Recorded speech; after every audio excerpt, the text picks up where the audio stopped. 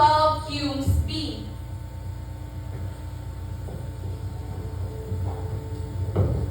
Pilipinas, Pilipinas, Pilipinas, ang ating bayang sinilangan, ang ating bayang sinilangan, sanghiyas na walang katulad at kailanman di mapapalitan.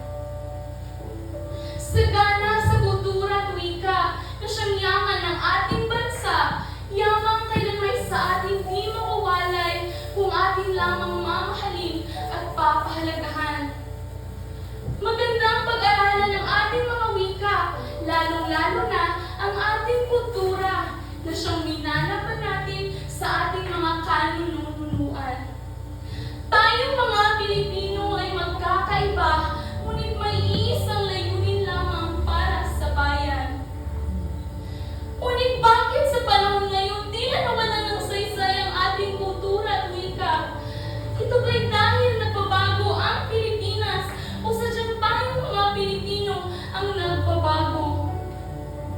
Ang mga wika at kultura na ating kinagisnan, na daan upang tayo makilala bilang Pilipino, ay siyang ating isinantabit, kinalimutan. Simpleng salitang Pilipino ang hindi natin mabigkas, hindi natin masulat. Kung tatanungin kung ano nga ba ang mga kultura natin, ni kahit isa ay walang maibahagi. Matatawag pa ba tayong Pilipino kung kayong wala tayong silbing sa ating sariling bansa?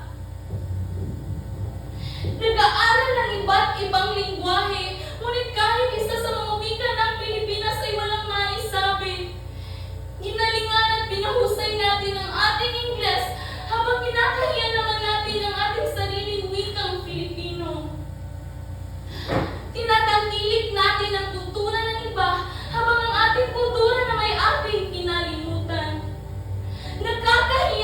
Nakakahiya maging Pilipino, hindi sa taglay yaman ng Pilipinas, kundi dahil sa mga taong naninirahan dito tinatawag ang kanilang sariling Pilipino.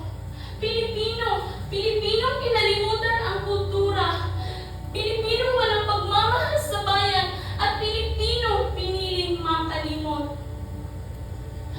Ang mga kultura at wika na ng Pilipinas ang ating kinagisnan, kaya dapat lamang natin itong payabungin, sapagkat kung walang wika, walang kultura, mananatili tayong mamang na walang alam at walang matatawag na Pilipino.